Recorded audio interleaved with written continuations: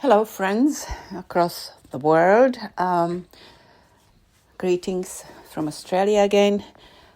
Today is story time. So, as a foreword to the story, I'll try to read you out. I'd like to maybe talk a little bit about something called the fine line, or you can call it the hairline. And that is with respect to certain things where we seem to be walking on that fine line. For example, a fine line between authenticity and possibly sort of rudeness to somebody around us, or lack of consideration. A fine line between being friendly yet being unauthentic, and so on. So this might sound quite confusing, but it pretty much boils down on how we communicate ourselves and our moods and our state of mind to others, how we take responsibility for our moods and our state of minds, and then how others take responsibility for the impact, because obviously we would be mutually impacting on each other if we are not in the most kind of positive or at least neutral state of mind. So I'll use an example so I don't confuse the hell out of everybody. For example, when I was a little kid, I used to love my mother's library. So I used to go through Mom's library and pick the books that I liked the most. And because I was an early reader, I read them. Sometimes I understood them more, sometimes I understood them less, but it didn't matter. If I didn't understand them, I would ask Mom, or I would read them again at a later stage when I did understand them. Hence, my love for books, my love for writing, and my love for the written word. So, my mum had this book. I cannot remember its name anymore. I don't remember what was in that book because I read it when I was about 5 or 6. But what I remember, that it was a book written by an Indian author about some Indian philosophers. And one of the sentences or paragraphs that still stands out until now was something said by a master to his student, and that was, "Your face doesn't belong to you. It belongs to those who have to look at it." So the gist of it was not to put tons of makeup on one's face and try to look pretty. However, we are responsible for the expressions that we wear. So that was on one side, because obviously we can't see ourselves.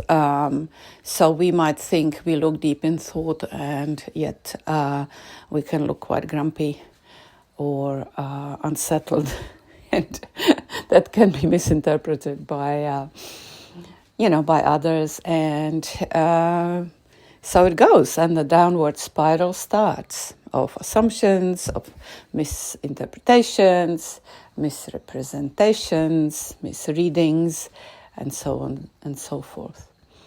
On the other hand, my mom, she also read this book. So she told me many years later, she said that she thought, well, yeah, I am really responsible for, what expression I wear on my face, at least when I am in the company of other people. So I should always, put a smile, put a put a sort of friendly expression on my face, look friendly, and smile. So when I came to work, when I was anywhere, I always smiled. Up to one point when my boss, whom I respected deeply, said, "Why do you always wear this sort of expression, that smirk on your face? You look like you are a little bit bereft of IQ, and you look a little bit simple. You look a little bit poor of spirit." And my mom said, I thought I looked friendly, and I thought I had this lovely friendly expression on my face that was open to people and so on, and according to my boss and to maybe many other people who didn't say anything, I looked slightly daft. So this is the fine line. Okay, this is the fine line that I'm talking about with being, I guess the bridge across this is self-awareness. So, I need to be aware of my feelings and of my emotions at a given time, and at least have to try to do that. And also be aware sort of how that reflects probably in my expression. And while not turning my expression into a mask, I still obviously also have sort of some responsibility about how I project myself onto those who might live with me or might be with me, and what energies I bring into the house or into the whatever relationship I am in, and so on. And conversely, the people I am with or the person I am with is responsible for either communicating and feeding back to me how this impacts on them. And then, having a more like a constructive maybe conversation or talk about this. This is the fine hairline or the fine line that we all walk in our daily interactions within our families, workplaces, friends, even in the street. One example of how we can impact on others, which is like little ripples, is when I was walking one day to work, and it was raining. It was pouring down rain. It was cold. I really didn't want to go to work, and I'm walking to work. It's raining. It's windy. The wind is turning my umbrella upside down, inside out.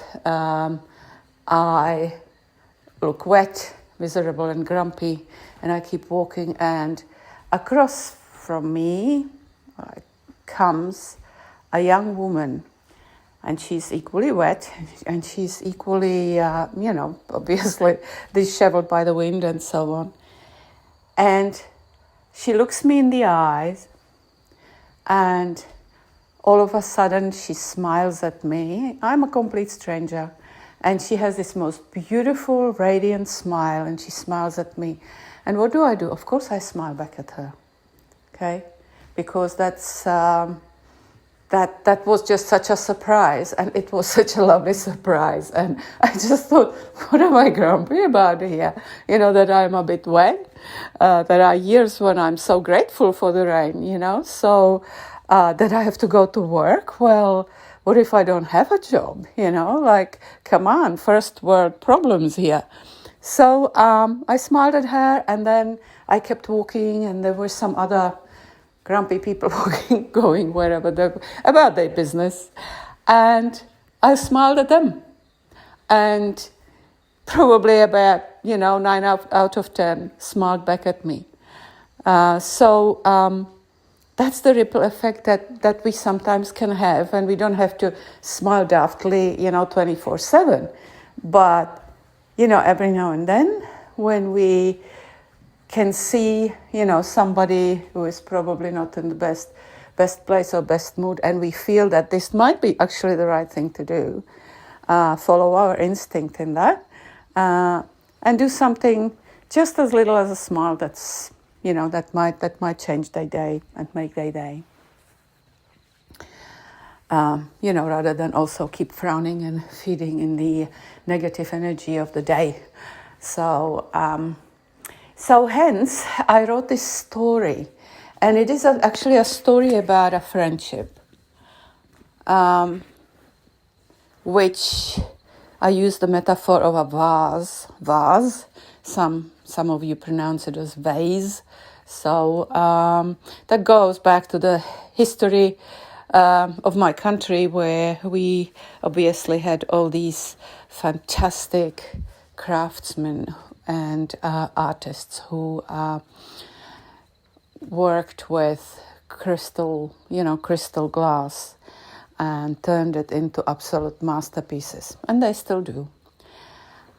So there's a story about a vase and about a crack, and the crack is the fine line.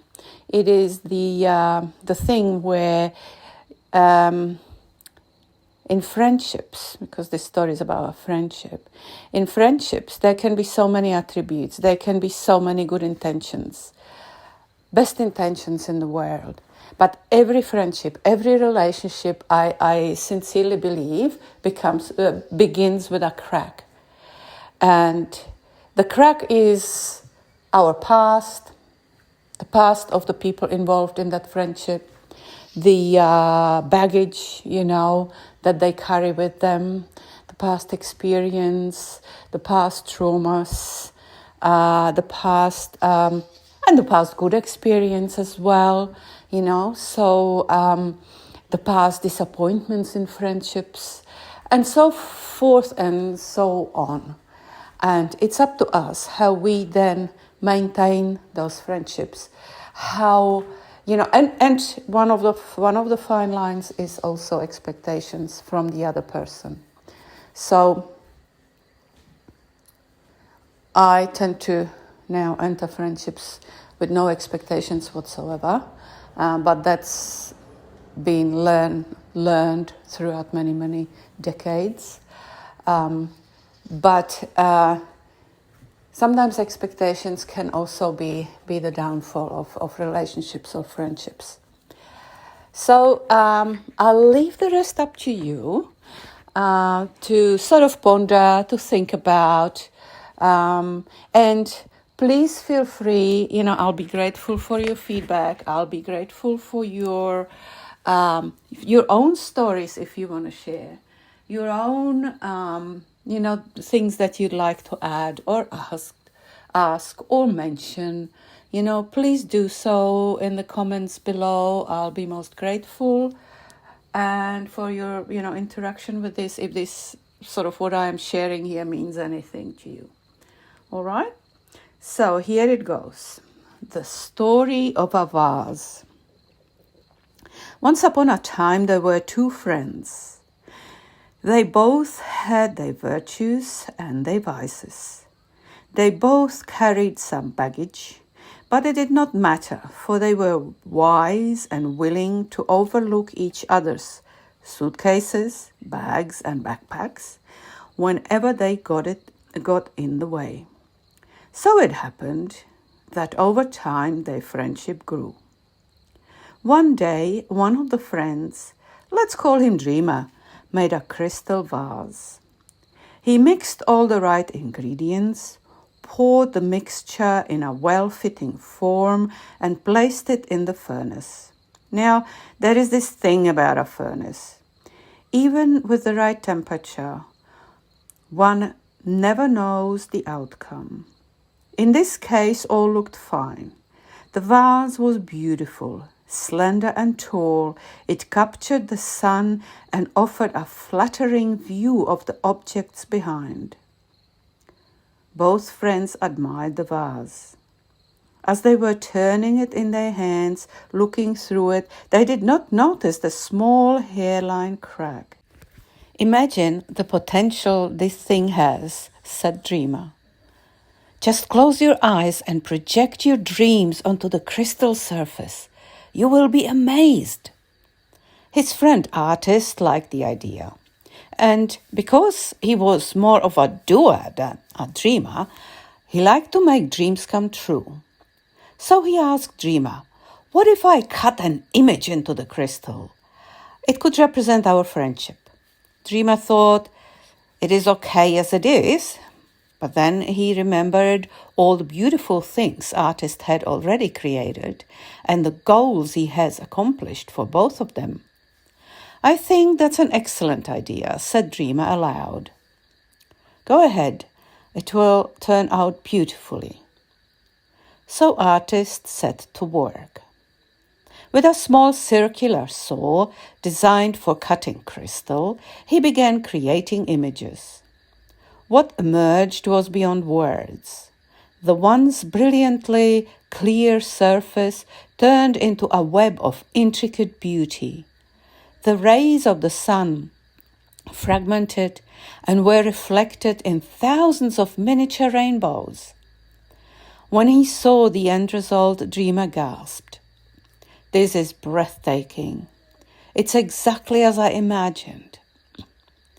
"This here represents loyalty," explained Artist, "and this here giving. This one is trust, and here is respect. Over here," he turned the vase, "is love and care."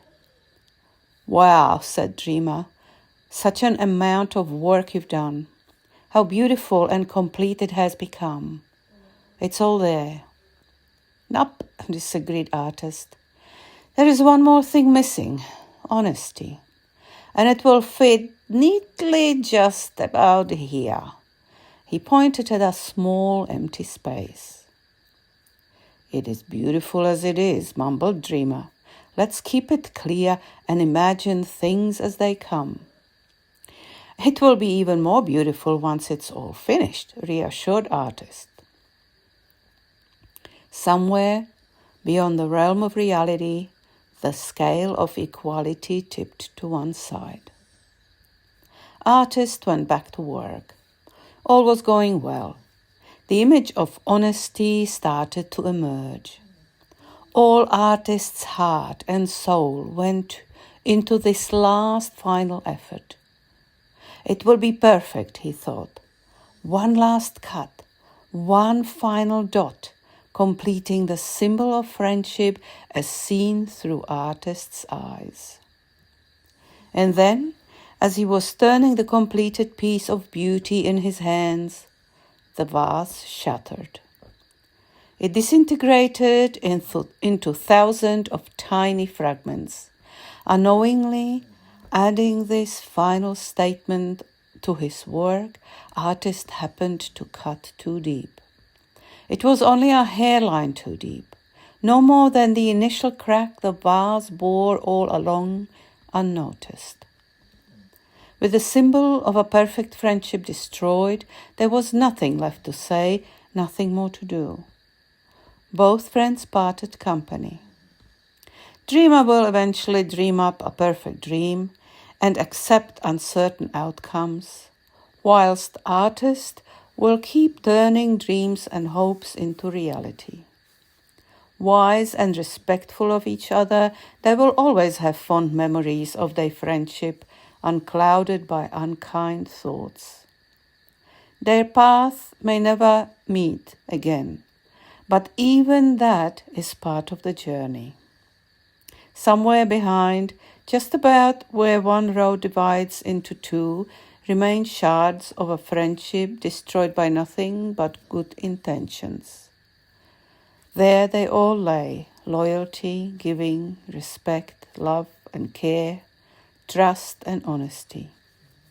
Honesty that cut too deep. Honesty that broke a person's heart. They will remain there, kissed by the sun, returning its kisses in thousands of tiny rainbows. Eventually, helped by nature and the elements, they will return into the ground from which they once came before being made into a vase. So here we go. That's the story about the vase. So once again, I hope it might have been enjoyable to listen to my talk. I really hope that I am not talking just for the sake of talking. I wouldn't want to litter YouTube with empty words. So please leave your comments and add this little channel if you like it. And I can't wait to hear from you about your own stories or anything that you'd like to share here. Okay, thank you so much, and I'll hear you again, or we will hear each other again. Have a nice day, evening, night, whatever time it is at your end. Bye.